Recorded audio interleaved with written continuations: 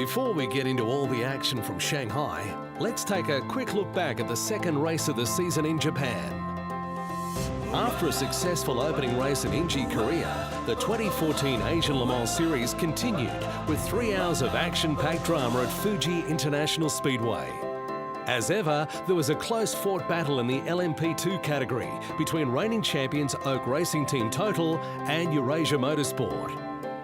Eurasia had been desperate to turn the tide in their favour and qualified in pole position by just 1/100th of a second. But Richard Bradley had trouble starting the car on the grid, and by the time he had served a 2-minute penalty for getting outside assistance, Oak's Keiko Ihara had established a 2-lap lead. Japanese driver Ihara was making history as the first female behind the wheel in the ASLMS Series, but she ran into problems after a fast start when she hit a tyre wall on lap 23. Fortunately, she was able to bring the Morgan Judd back to the pits in one piece, but that allowed Eurasia to take the lead. Eurasia's John Hartshorn had taken over from Chinese driver Pu Junjin, but there was more drama as Hartshorn drew a stop-go penalty for speeding in pit lane. And after 3 lead changes, Oak's Ho Pin Tung then went to the front. Tung held on for the win, giving himself and co-driver David Cheng their 4th straight race victory dating back to last season, while Bradley completed the race for Eurasia, who claimed 2nd place.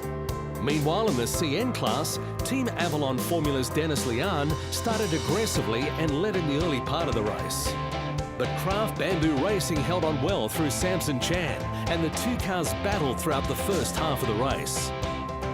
Kraft's Kevin C then got his team in P1, and once he handed over to star driver Matthias Besch, the result was never in doubt, with Kraft Bamboo romping home for the win.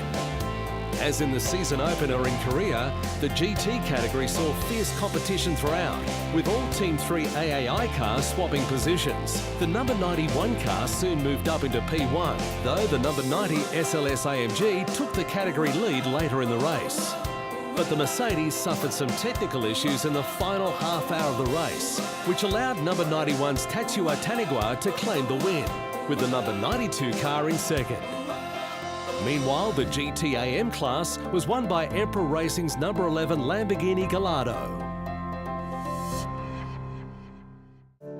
As the series continues to embed itself into the Asian motorsport calendar and its appeal and popularity across a wide TV audience also continues to grow, the appeal of iconic Le Mans brand of racing takes a firm hold in Asia. But as that debut season showed, nothing is certain until the final race of the year comes to a close.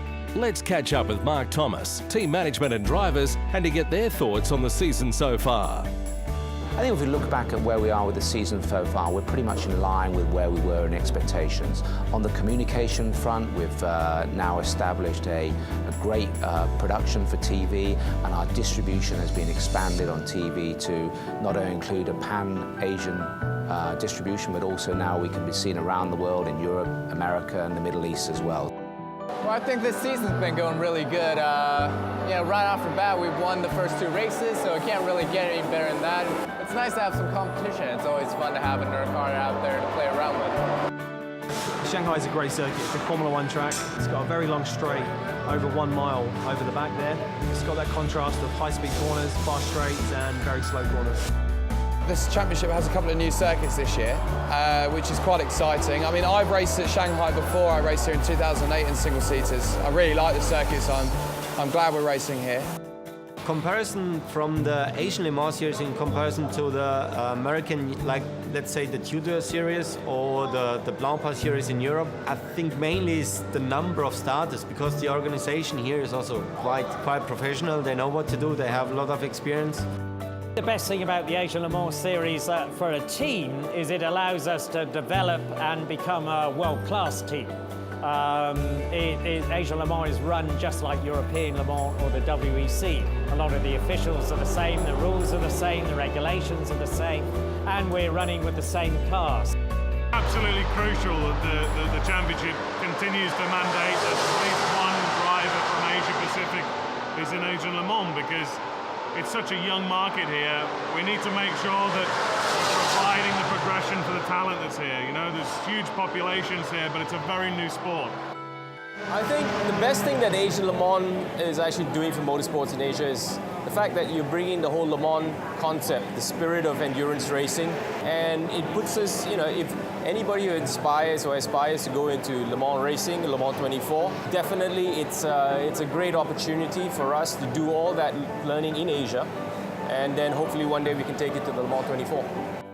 Basically learn a little bit, maybe schedule a little bit better, because I think some of the scheduling this year was clashing with other races, so we want to improve the scheduling to make it easier for teams and drivers to get involved, which will hopefully stimulate the grid and consolidate the rest of the strategy behind it, the relationship with local circuits and partners in each individual country, and also with our commercial partners going forward.